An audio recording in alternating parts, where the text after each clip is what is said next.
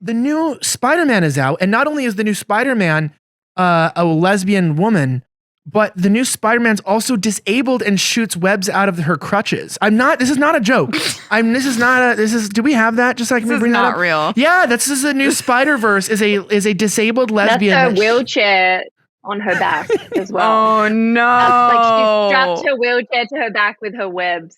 If you look at the first picture. This is so embarrassing.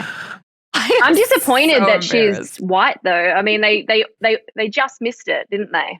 It's true. I know, and it's not trans. It should have been a trans black woman, disabled. But I mean, this is where it's crazy, where when you think of the hero archetype, it's like they can't even let a hero in fiction apply any reality to anything, to the fact that they've taken these ideas, and this is where their ideas are about men and women. They're literally in a made-up reality and universe. It's like if you're in a wheelchair people are still fighting for ramps on the sidewalks. Like saving people swinging from buildings is one way around, not having an accessible exit. Just shoot your little webs out and like pull yourself into the local Applebee's or whatever.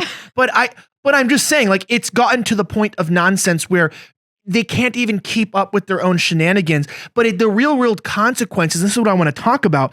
I want to play this video. The real world consequences is that we suffer. And we suffer because already of low morale and diversity requirements. If you saw in the United Kingdom, their main, I think the director of hiring or recruiting resigned because they're having trouble meeting quotas because they don't want them hiring any straight white men anymore for the military, for the Royal Air Force. They want them hiring women and minorities. And it's been proven that the minorities in the UK want benefits, but they don't want to fight for the nation. It's not like the United States where we're like super, integrated with different, like Hispanics serve or different people. Literally, it's just they don't want to serve. They want to take from the system.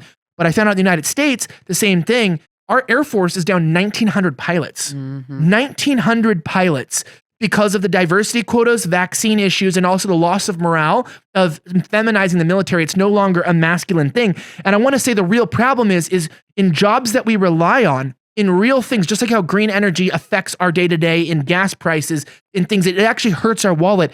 When we don't have people and men to fill their roles, when we don't have women, we have two problems right now. We can't staff our difficult tradey jobs, and we're having problems and backlogs from construction all the way down to paving roads, and we're having population issues, not just related to the experimental jabs, but also because women are having less children now than ever, and it's also leading to immigration problems because then they're replacing them with immigrants. Look at this video. It went viral, by the way. I found it, and we're like 5-point-something million views. I didn't share it. Video 1. You can just bring it on the screen.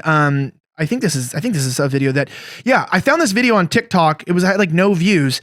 And if you're one of our blind viewers, remember this is an audio only podcast and you can get it Apple, iTunes, Spotify, and leave a 5-star review. We'll read it at the end. I'm looking at this, and as a man, out of respect, I'm going, damn, these are the roughnecks. This is hard work. And these guys probably make bank. Honestly, they probably are like situational workers or like seasonal, where like I'm sure they go on the rigs or they do different things.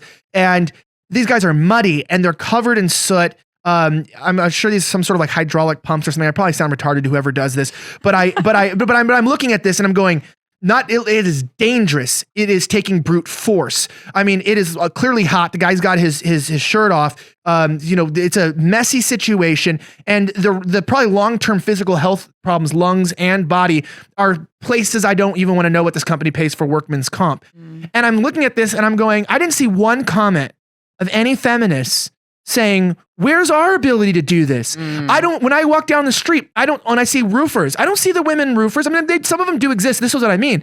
There's some that would exist. I'm sure there's a woman that does this, but where's the fight for this? Why? There's no fight, because what they really want is they want to recreate a world that doesn't exist, where women get all the same benefits of men, but they're not required to have the same responsibilities, and that they change where they make money so that you get paid the same amount for just typing something on a computer. And I'm a podcast host. I'm a little bitch. I don't really care. I'm not claiming that I am these men, and I don't want that, because I understand that there is a difference of personality in people that they're denying. And women are realizing it's actually dismantling society, because now our focus is on the wrong things. And I want to end with this point. It's not just the jobs that's the problem. It's now when women's issues, when not taking into account the emotional place that they're in or where they're at, Our country is more concerned about declaring racism a health crisis than actually health crises like the crime that's going on in the streets. We start caring about gender and feelings and emotions rather than the economy, our economic output, GDP. How about just keeping crime in our cities safe? It's all about the perception as we move into the metaverse and the alternate reality rather than what's down to earth. And men that are honest, it's offensive, it's racist, it's sexist. Unfortunately, being racist and sexist sometimes in today's culture means saying the bloody truth. Yeah.